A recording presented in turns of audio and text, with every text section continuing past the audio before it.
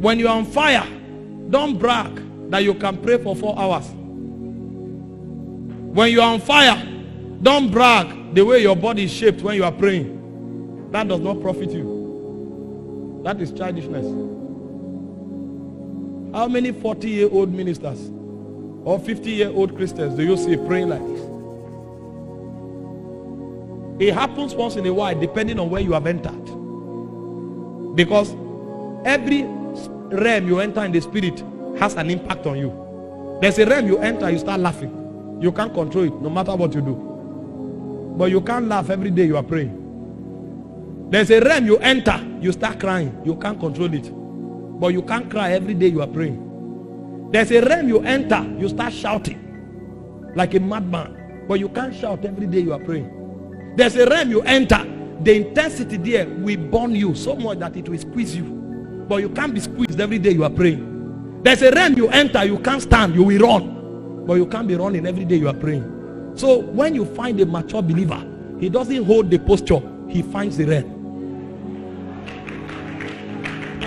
It's the realm that determines the operation. Young people won't like it because they enjoy what they are doing. You continue like that, after 10 years, you will know the difference. Hope you know we didn't appear here.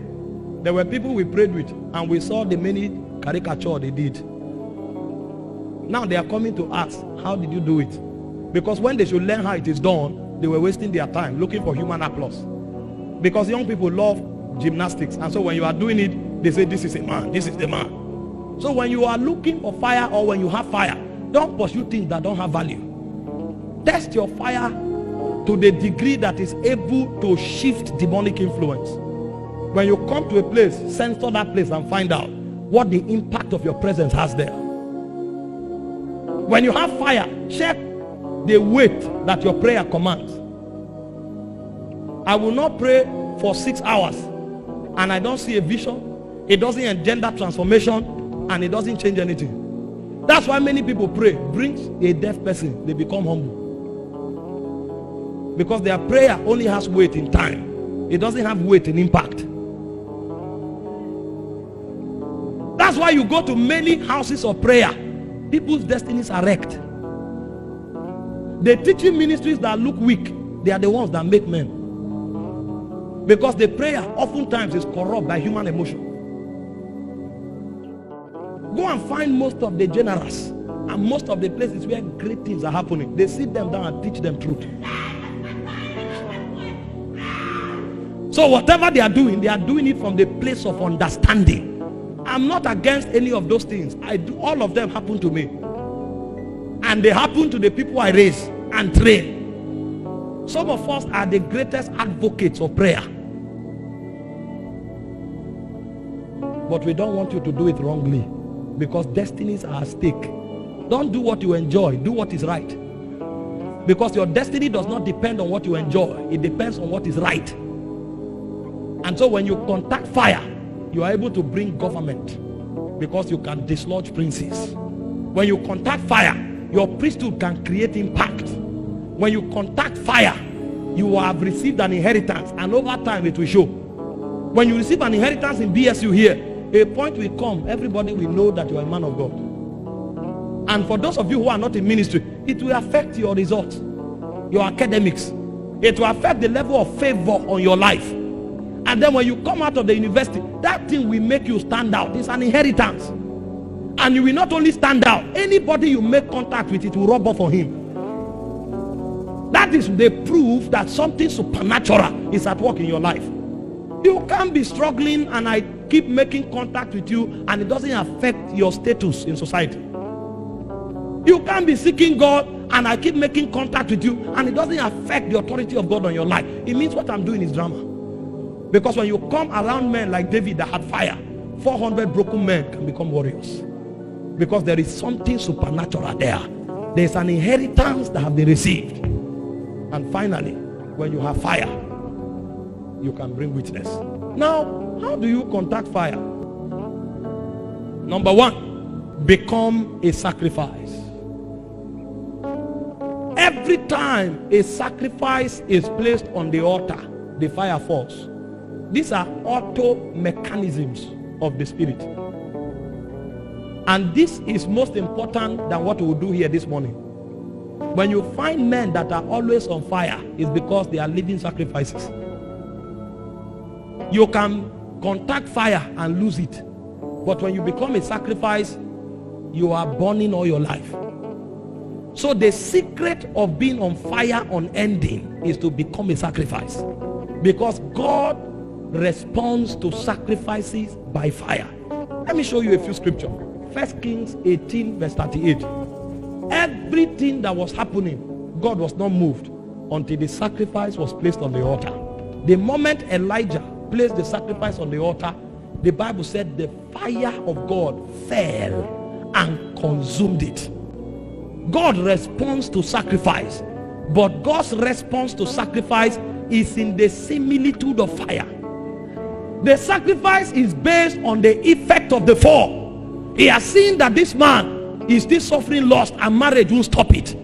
And so for the first 35 years of his life, he demands absolute purity and consecration. And so that thing that man is doing will be a burden to his soul. Because everywhere he sees women, his body rises. And so God will tell him that energy that you will meet when you see women, you will bring that energy to the altar. And so that man will discover the only thing that will tame his body is to pray in tongues all night. And so he'll be praying in tongues all night, a vision, because he wants to tame the body. Now that prayer all night becomes a sacrifice. You will pray like that, your result will not be like that man. Because every time that man stands at night, in order to tame the body in the day, God sees it as honor to him. And that honor becomes a sacrifice on the altar. There are some other persons that God notices that they are full of pride. And so God will tell them, you will never start a ministry. All your life you will serve. And then the person will be serving all his life. That is beautiful. But if you are a pioneer and you say, because this person is serving all my life, you will limit your potential. Because the sacrifice is predicated upon the wisdom of God, his sovereignty, and his diagnosis of the impact of the fall upon your soul. When you discover God's consecration demand on you and you start keeping it, the fire will now rest. So when we talk about sacrifice, we are not talking about tearing yourself with iron. We are not talking about stabbing yourself. When we talk about sacrifice, we are talking about dogged commitment to consecration. God can choose you by his sovereignty. You don't need to do anything. But they know for God to walk with you, you need to do everything. You will give everything it takes for God to walk with you. You don't need to do anything for God to choose you. God will decide to choose you. That's why Judas Iscariot did nothing but for you to remain with God, for God to walk with you, and for God to rest upon you. You will do everything, and everything is called sacrifice. It's a consecration requirement. There are many persons that have great graces. For those of you who have been Christians for 10 years, you know some people that gave their hearts to Christ and began to prophesy from that day. You know some people that gave their hearts to Christ and began to pray for the sick, and the sick were healed. Where are they today? They didn't do anything for God to choose them, but they will do everything for God to keep them. The keeping of God is the fire of the Holy Spirit, and it resonates on consecration. There's a realm where your revelation no longer counts. It is your sacrifice that counts. When you show up, they will not find out what you are saying. They will look at you. He said, in the year that King Uzziah died, I saw the Lord. And when they saw the Lord, they didn't ask him about his gift. They didn't ask him about his doctrine. They looked upon him and they found out that the man was a man of unclean lips. And so because there was no sacrifice to tame his tongue, his authority as a prophet was about to be taken up. But because of mercy, his tongue was purged. Somebody will be purged tonight. And the way you will be purged is that those consecrations you violated 3 years ago, God will reenact it. There were some of you who came on campus here, God told you, until you walk out, you will never have a girlfriend. There are some of you, God told you, until you walk out, you will never tell anybody I love you. But all your friends in 200 level began to boast with boyfriends and girlfriends. They began to change ribbons.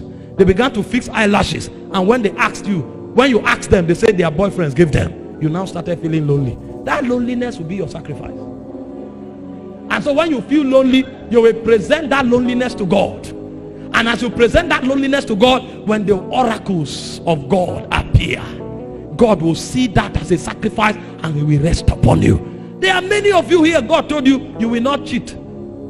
Because he doesn't need your certificate for your destiny. He needs your witness for your destiny. And so even though you have that carryover for 3 years, You enter the exam hall and suddenly you sat with the scholar. He looked at you stranded. He said, copy. You will look at the answer, but you also look at your destiny. Because the great one said, don't cheat. You will rather come back for an extra year. You will come back for another extra year. It's either you pay the price to read or you face the shame of failing. But for you to cheat is a sacrifice. You can never try. You want to find out how men become powerful with God. These are the doorways. You don't become powerful with God just by cheaply associating with somebody. You don't become powerful with God simply by doing something that is born out of your senses. You become powerful with God because you pay the price of sacrifice. And when God sees it, he knows that you are dependable. And so the way God validates you to your generation is that he puts his fire upon you. Anything you touch burns. And it is the flame that burns that your generation celebrates. No generation celebrates the face of a man. Every generation celebrates the kind of flame that comes out of you. There are those that carry the flame of purity. There are those that carry the flame of power. There are those that carry the flame of influence. There are those that carry the flame of gifts of the Spirit. God will keep burning upon them, and their generation will surround them celebrating. You want to carry fire, you must make up your mind to accept the demands